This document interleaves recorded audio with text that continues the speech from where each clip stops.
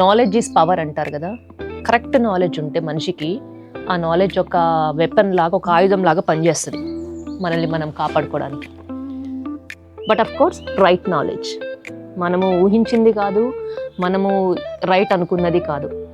For me this is the real right knowledge and this has to be shared. Government ఇలాంటి suggestions ఇస్తే ఎంత బాగుంటుంది అందరికీ.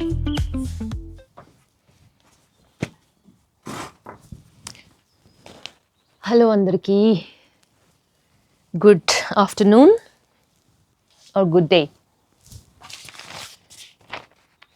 Morning టైమ్స్లో కూర్చొని న్యూస్ పేపర్ చదువుతూ ఉంటే ఎంత బాగుంటుంది కదా ఆ డేస్లో.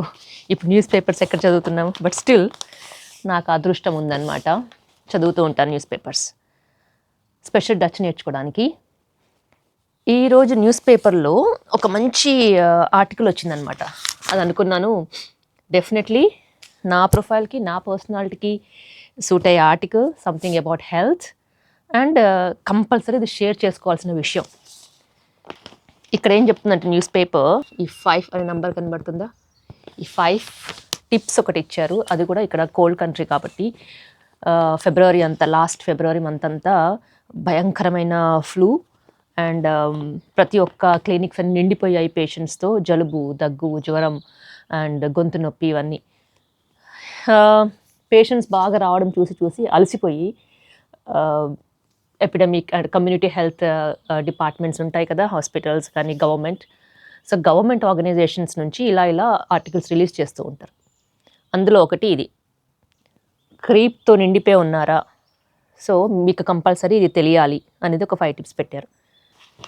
ఆయుర్వేద సైన్స్ అనేది ఎంత ప్రాచుర్యం అయింది, లేకపోతే ఎంత ట్రెడిషనల్ మెథడ్ కొన్ని ఇయర్స్ నుంచి ప్రాక్టీస్ అవుతూ ఉంది. కానీ ఇప్పుడు మనము ఆయుర్వేదాన్ని పక్కన పడేసి వెస్టర్న్ మెడిసిన్స్ మీద ఎక్కువ డిపెండ్ అయిపోయాము, తెలియకుండా. క్యాపిటలిజం అనుకోవచ్చు, వేరే రీజన్స్ ఉంటాయి.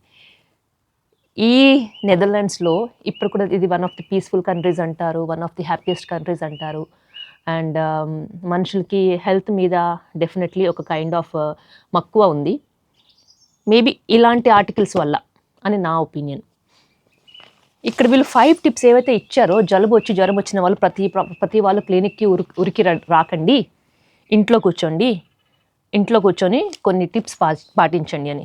ఈ 5 పాయింట్స్లో ఫస్ట్ ఇచ్చిన పాయింట్ ఏంటంటే, what best can I do, అది ఫస్ట్ క్వశ్చన్ అనమాట. మనం ఒకవేళ డాక్టర్ దగ్గరికి వెళ్ళి అడిగితే క్వశ్చన్స్ ఏముంటాయి అందులో, what best can I do. వాళ్ళు చెప్పింది ఏంటంటే, మీరు చేయాల్సిన ఉత్తమమైన పని ఏమి చేయకపోవడం, ఇంట్లో కూర్చొని రెస్ట్ తీసుకోండి. Rest is very much important, especially ఇలాంటి జలుబు అప్పుడు రికవర్ అవ్వడానికి. ఆ రెస్ట్ లేకపోతే డెఫినెట్లీ మనం ఎన్ని మెడిసిన్స్ వేసుకున్నా కూడా అది ఉన్నదాన్ని దబాయిస్తే తప్పితే మనం బెటర్ అవ్వము. సో ఫస్ట్ 4 days కంపల్సరీ జ్వరం వస్తుంది.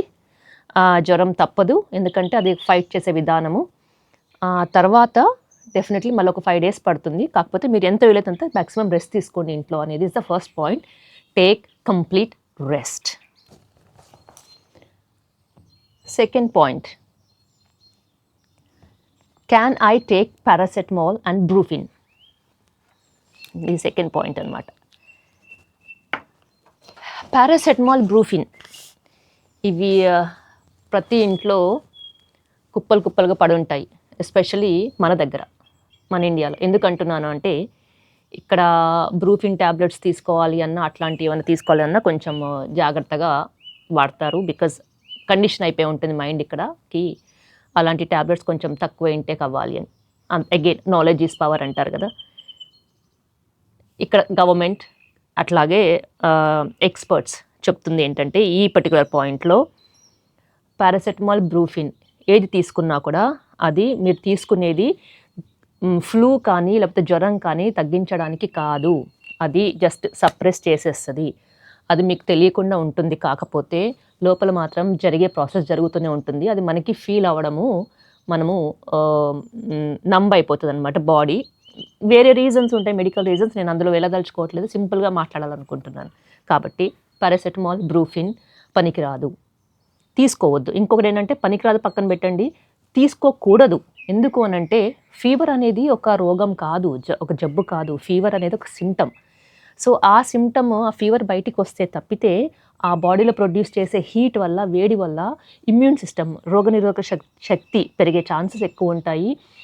లోపల ఏదైతే వైరస్ ఉందో ఆ వైరస్ని కిల్ చేయడానికి ఆస్కారం ఉంటుంది ఎప్పుడైతే బాడీ టెంపరేచర్ని రైజ్ చేస్తుందో. కాబట్టి ఆ టెంపరేచర్ రైజ్ అవ్వనివ్వాలి. పారాసెటమాల్ తీసి దాన్ని దబాయించొద్దు, దాన్ని ప్రెస్ చేయకూడదు అని అర్థం అనమాట.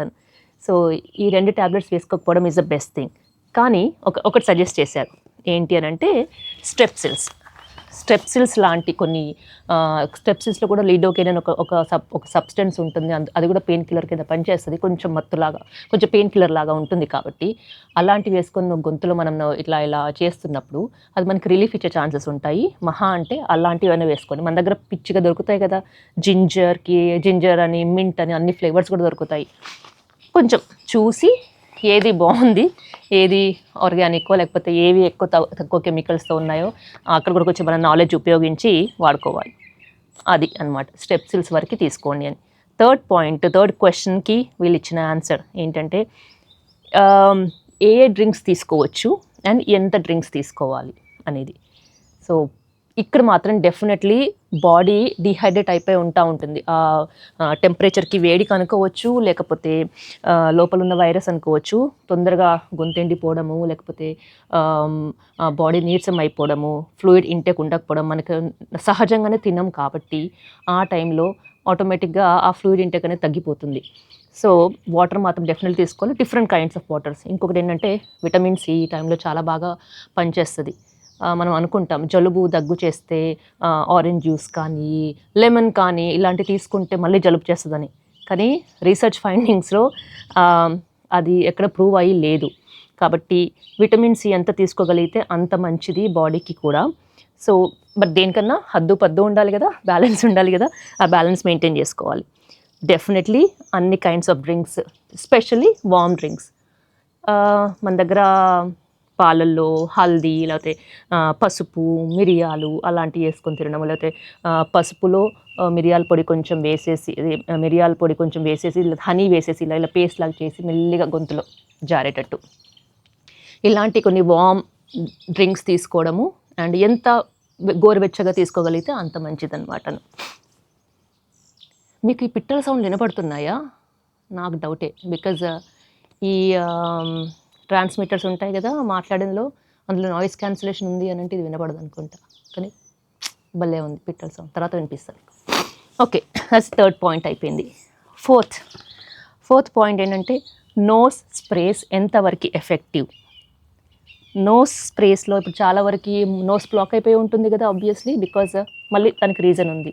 ఏంటి అని అంటే ఫ్లూయిడ్స్ అంతా డ్రై అయిపోవడం, బాడీని ఆటోమేటిక్గా ఫ్రీ ఫ్లో ఉండదు కాబట్టి క్లాట్స్ అయిపోయి ఉంటాయి. బేసికలీ దాన్ని స్ప్రే చేస్తే కొంచెం నాస్ట్రిల్స్ ఓపెన్ అవుతాయి. కాబట్టి స్ప్రేస్ అవసరమా అని. ఇక్కడ వాళ్ళు ఇచ్చిన ఆన్సర్ ఏంటంటే మళ్ళీ again don't go to this chemical nose sprays. అది అంత ఎఫెక్టివ్ కాదు. ఆ నోస్ ఫ్లెష్ ఏదైతే ఫ్లెష్ ఉందో, గడ్డగట్టిపోయిన ఫ్లెష్ ఉందో, ఆ ఫ్లెష్ని దానివల్ల ఇంకా నోస్ స్ప్రేస్ డ్యామేజ్ చేసే అవకాశం ఉంటుంది, ఇరిటేట్ అయ్యే అవకాశం ఉంటుంది. దానివల్ల లేనిపోని ఇంకా ఎక్స్ట్రా సొల్యూషన్కి మళ్ళీ వెతుకోవాల్సి వస్తుంది. ఒకటిపై ఒకటి అయ్యే ఛాన్సెస్ ఉంటాయి. కాబట్టి అదంతా పక్కన పడేయండి. ఈజీ సొల్యూషన్ ఏంటి అని అంటే అంత క్లియర్గా మెన్షన్ చేశారు. ఈజీ సొల్యూషన్ ఏంటి అని అంటే కోయికజాత్ అంటే సాల్ట్, కిచెన్ సాల్ట్. కొంచెం కిచెన్ సాల్ట్, ఒక స్పూన్ కిచెన్ సాల్ట్ 1/2 లీటర్ వాటర్లో, వామ్ వాటర్లో కలిపేసేసి ఆ నోస్ని స్ప్రే చేసుకోవడం. నా దగ్గర ఇప్పుడు లేదు యాక్చువల్లీ, ఇంట్లో ఉంది. అది నోస్వి దొరుకుతాయి అన్నమాట. లేకపోతే స్ప్రే బాటిల్స్ అన్న ఏదన్నా వీలైనంత వరకు వామ్ వాటర్లో సాల్ట్ వేసేసుకొని అది నోస్లో స్ప్రే చేసేసుకొని స్ప్రే బాటిల్స్ తీసుకోవచ్చు. ఆటోమేటిక్గా కొంచెం మంచి రిలీఫ్ ఉంటుంది. సో అంత easy, cheap and home made recipe అనమాటను నోస్ స్ప్రేకి. ఇది వాడండి అని చెప్పారు. ద లాస్ట్ 5th పాయింట్, ఇది కొంచెం సరదాగా ఉంటుంది. ఎందుకనంటే is chicken soup a wonder drink? అది క్వశ్చన్ బేసికలీ. ఈ క్వశ్చన్ ఎందుకు అడిగారంటే ఇక్కడ మామూలుగా జలుబు చేసినప్పుడు, చలికాలంలో బాగా కోల్డ్ ఉన్నప్పుడు మన దగ్గర ఏం చేస్తాము, కషాయము లేకపోతే అలాంటివి ఏమైనా వాడతాము, రైట్? కాడా అంటారు. అన్ని రకాలైన స్పైసెస్ వేసేసుకొని మంచిగా దాన్ని బాయిల్ చేసేసుకొని తాగేయడం. అమ్మమ్మ నానమ్మ కాలం లాంటి డ్రింక్స్ అవి ద బెస్ట్ సొల్యూషన్ అది. సో ఇక్కడ అలాంటి కాడలు రసాయనాలు ఉండవు కాబట్టి ఇక్కడ ఆల్రెడీ వీళ్ళు రెడీ చేసుకొని పెట్టుకొని ఉంటారు సూపర్ మార్కెట్స్లో, లేకపోతే ఇంట్లో కూడా చేసుకోవచ్చు. కొంచెం చికెన్ తీసుకొచ్చేసి దాంట్లో ఈ స్పైసెస్ అన్ని కొంచెం ginger, lemon grass, pepper powder ఇట్లాంటి స్పైసెస్ వేసేసుకొని బాగా బాయిల్ చేస్తారనమాట. ఆ సూప్ హెల్ప్ఫుల్ అని according to this particular article. ఆ సూప్ హెల్ప్ఫుల్ ఎక్కడ అవుతుందని చెప్పేసి రీసెర్చ్లో ప్రూవ్ అయ్యి లేదు. కాకపోతే అందులో కొన్ని క్యాలరీస్ ఉంటాయి, ప్లస్ అది వార్మ్ డ్రింక్.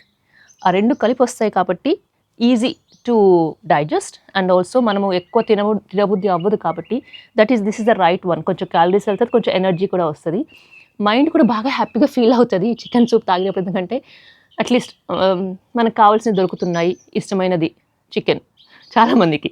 సో అమ్మయ్య ఏదో ఒక లోపలికి వెళ్తుందిరా బాబు అని ఒక ఫీలింగ్ వస్తుంది చూడు, అదనమాట.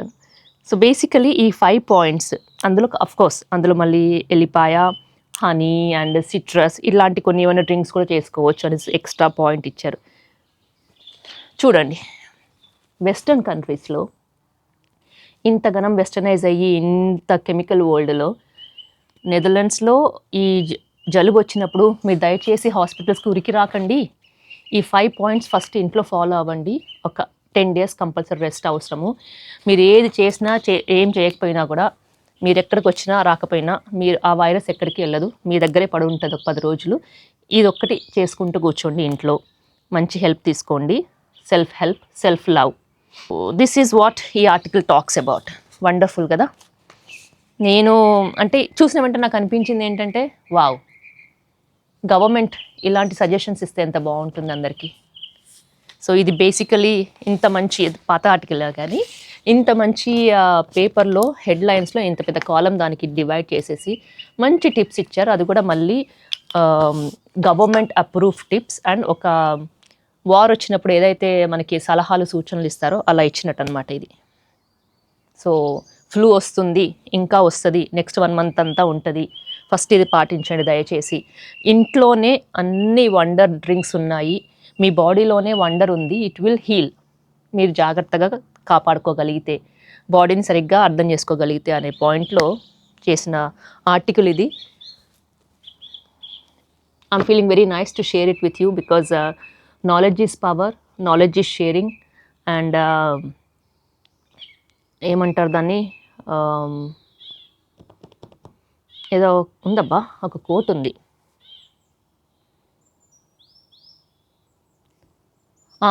అన్ని దానాల కంటే విద్యాదానం మిన్న. What ever you share it's good, but try to share more of the knowledge with each other. But of course right knowledge, మనము ఊహించింది కాదు, మనము రైట్ అనుకున్నది కాదు. కొన్ని ప్రూవెన్ మెథడ్స్ ఉంటాయి, కొన్ని ట్రెడిషనల్ మెథడ్స్ ఉంటాయి, అందరికీ పనికొచ్చేటివి. So this is for me, this is the real right knowledge and this has to be shared. Take care అందరూ. మీకు ఇప్పుడు అది వినిపిస్తా చూడండి.